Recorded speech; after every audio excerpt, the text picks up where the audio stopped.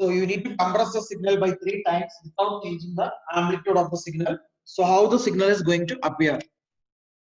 While compressing, what will happen? You need to plot the given signal in such a way that you are going to keep only integer time and not the decimal time. So even if you having the samples in decimal values, please discard that. We're going to keep only the samples which appear in integer times. I will repeat once again. When you compress, after the compression, you will get a signal in such a way that it will be 3 times compressed. Means the time -4 will become -4 by 3. The time -3 will become -1. The time -2 will become -2 by 3, like that. But please ensure that while plotting, your discrete instance of time should appear only in integers and not in decimals. So don't show the unnecessary samples which are present in decimal instance of time. It should be pure integer instance of time. That is a speciality of small letter n. Small letter n is a pure integer. It is not a decimal value. Clear? So when you compress this, the signal will be like this.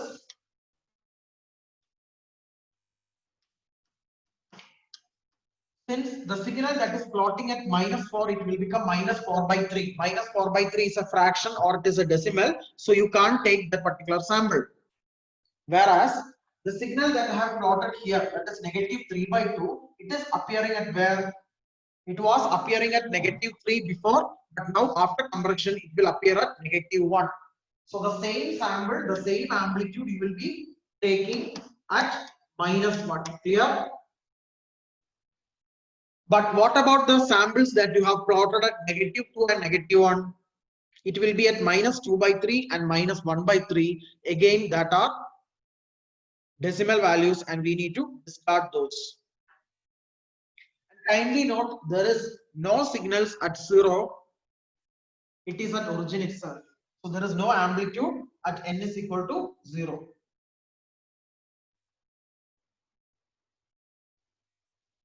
Yes, the final answer is correct. What Cyan has told, it is correct. Okay, I'll plot. So this is the signal that you got at n equal to -1. And what about the signal at 0? You don't have any signal, so you can leave as such. And the signal at 1 will become at 1 by 3. The signal at 2 will become at in 2 by 3. But those things are decimal, so you won't take that into account. So the only signal that you will be taking is the signal 3 by 2 that is appearing at 3. So if you divide this 3 by 3, it will become at 1. So you need to take the signal 3 by 2 appearing at +1. And all other signal, this will become at 1 by 3. This is becoming at 2 by 3. This is becoming 4 by 3. But these are all decimals and you are not going to take this into account. Okay. So discard those samples. Discard those samples appearing in decimal instance of time. So this is your h of 3n, which can be called as figure number 1.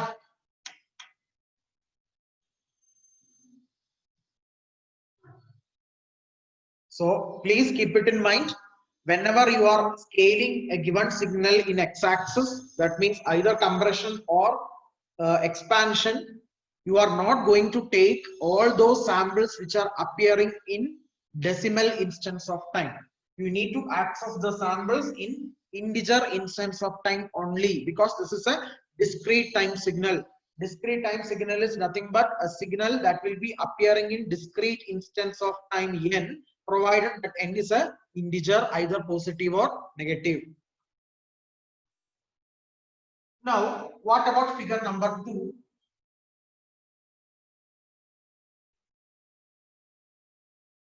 While drawing figure 2, you need to plot del of n. Correct? You are going to plot del of n. What is known as, what is del of n? Del of n is known as what kind of signal it is? It is called as? So unit impulse. Yes, it is called as unit impulse function. and its value will be 1 only at n equal to 0. For all other cases, it is 0. So this is what is the definition of impulse function, what I told you in the previous classes. So this I will put it only at n equal to 0 and its value will be 1. So this is del of n, unit impulse function. Not function, it is sequence or signal. Can be called as unit impulse signal. Function means it will be del of t. Now, after shifting towards right, because it is del of n minus 1, isn't it? It is del of n minus 1 means we are going to shift the signal towards right by 1 unit of time. So draw the signal del of n minus 1 so that the sample whatever I have drawn at the origin, it will get shifted towards right and by 1 unit of time. So what will happen at the origin? At the origin there will not be any signal at all. So this can be considered as figure number 2.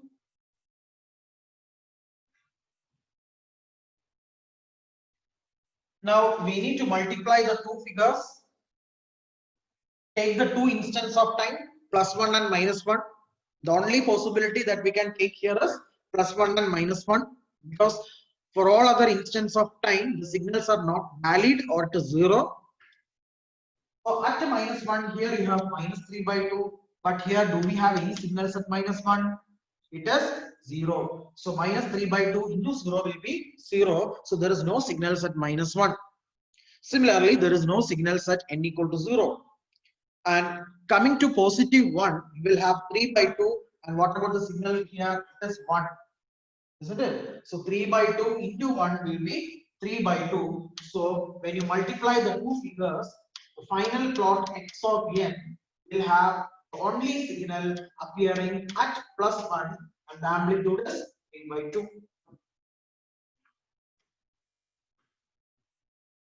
So this is the final plot.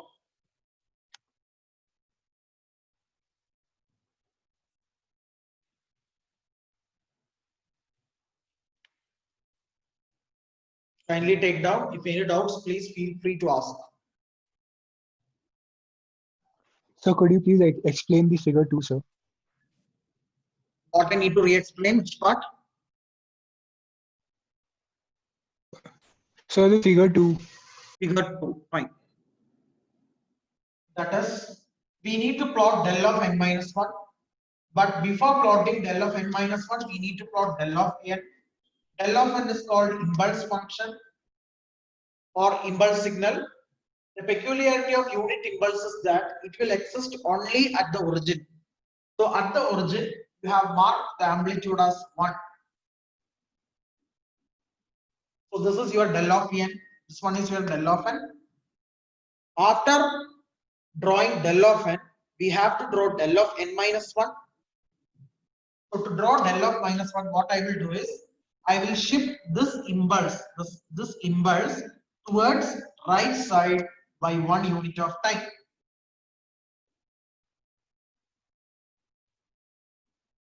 That is being plotted in figure 2. So but shouldn't del minus n minus, so shouldn't del n minus 1 be shifted to the left side? No, you have been confused. Kindly go through the notes. In last class, I have provided one note. No, that is 4 bullets I have provided. You just recap that. Yes, sir. Yeah. Okay. Okay. I will explain it once again. Don't worry. So this del of n minus 1 has been shifted to right. Okay. Okay. If it is del of minus n minus 1 means that is shifted to left.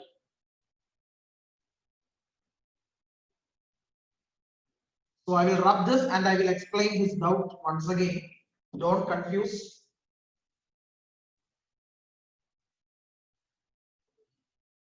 So the point to be noted is, if, sorry, I will put x of t. Okay, I'll put x of t. Consider a signal x of t. If you are plotting x of t and then shifting x of t minus 1, it should be right. If it is x of t plus 1, it should be left. But conversely, if you are shifting a reversal signal, means after time reflection, if we are plotting means the entire scenario will be opposite to the previous case. That is, after reflection, if you are plotting means x of minus t minus 1 will appear at the left side and x of minus t plus 1 will be appearing at right side.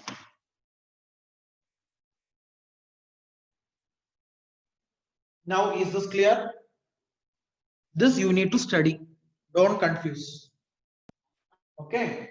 These 2 points. Yes, sir. Yes.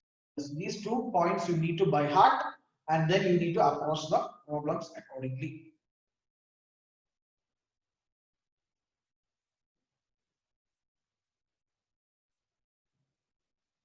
So at this point, I will be winding up my first module, and today evening I will be sharing, or tomorrow morning I will be sharing the practice problems or the question bank for you, so that at your own convenience you can practice and upload in the classroom.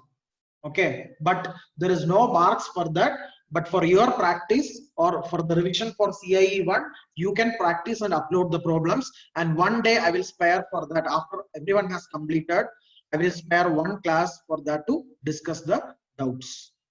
Clear? So the important questions, whatever we had from the previous question papers, I will be putting in one paper. I will be writing in one paper and scanning and uploading in the classroom. So it will be uploading in the assignment folder, so that individually you can upload whatever you have written. You can upload in that assignment folder. Okay, so I can check who and all have written or who and all have appeared those practice questions, but it doesn't carry any marks. That is only for your benefit. Okay. So just practice additional problems so that it will be get thorough from your part.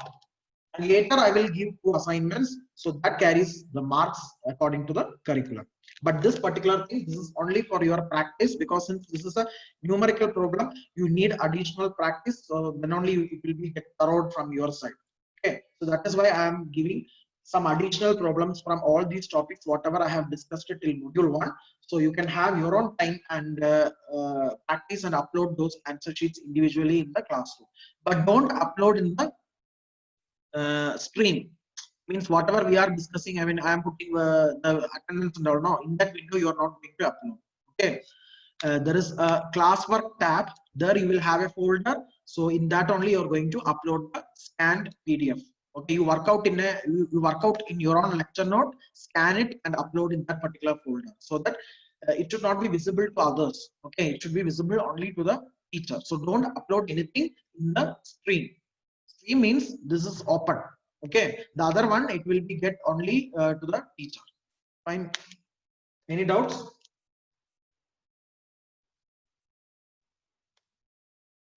Now I'll start second module, module 2.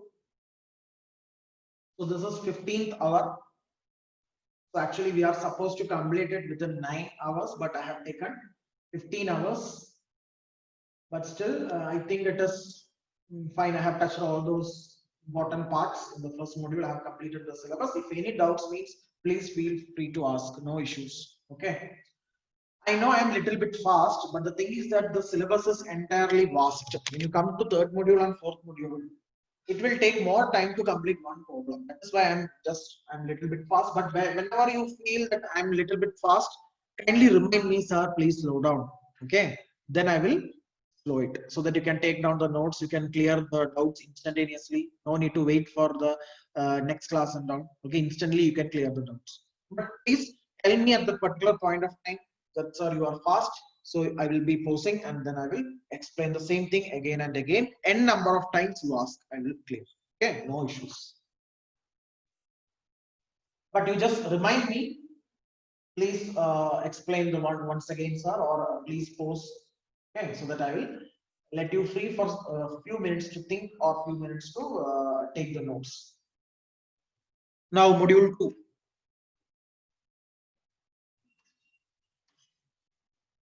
Just I will start the concept of system, and then I will rejoin the third hour, not third hour, fourth hour, that is 12 time. Module 2, system. So in module 1, we have discussed about signals. In module 2, we will discuss about system. Okay. So what do you mean by a system? A system is any entity that will perform a task over a given input signal so that it will create another output signal y of t. System is any entity that will perform a task over a given input signal x of t, and it will create an output y of t so that the y of t can be represented as transformation of x of t. Capital T means transformed or transformation. So this x of t has been transformed to y of t.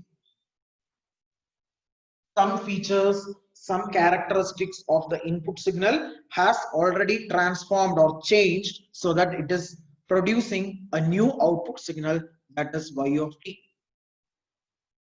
So there should be a connection between x of t and y of t, isn't it?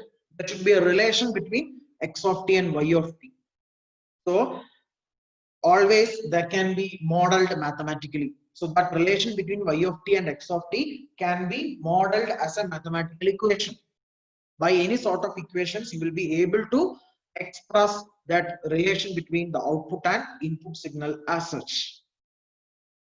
For example, consider the system as an amplifier. Amplifier can be considered as a system. So to this amplifier, you have given x of t, which is nothing but the electrical version of your speech signal. Electrical signal that corresponds to speech.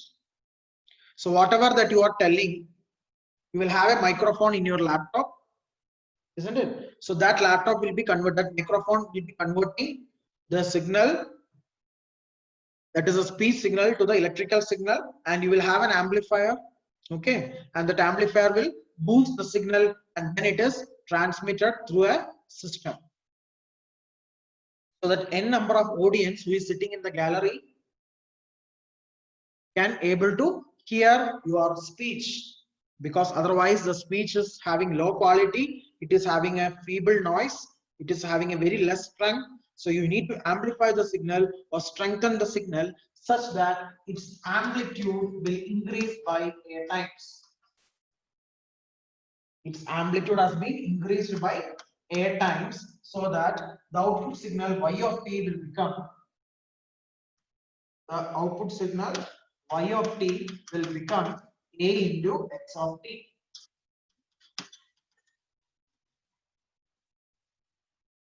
So here you had a direct relation between x of t and y of t.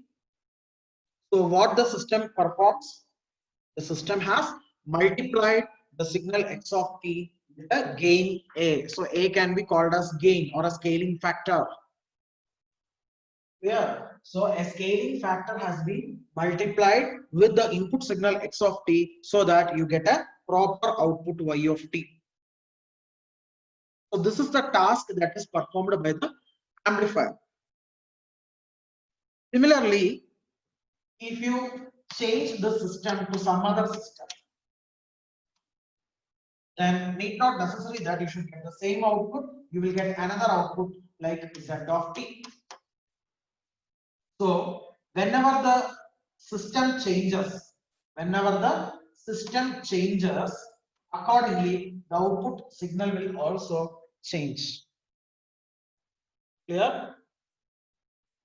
So it is a responsibility of the system to perform a peculiar task over the input signal, and correspondingly it will deliver the output signal z of t. So this is what is the concept of system. So in this module we will be discussing about different types of system, its properties, and how to analyze a system, whether it is a linear, a time invariant, or memoryless, stable system like that. There are so many properties of the system which we need to discuss. But again, this is quite simple. If the concept is clear to you, means you can ensure full marks from this module. Okay, so I will continue in the fourth hour, that is 12:10 p.m. Thank you all.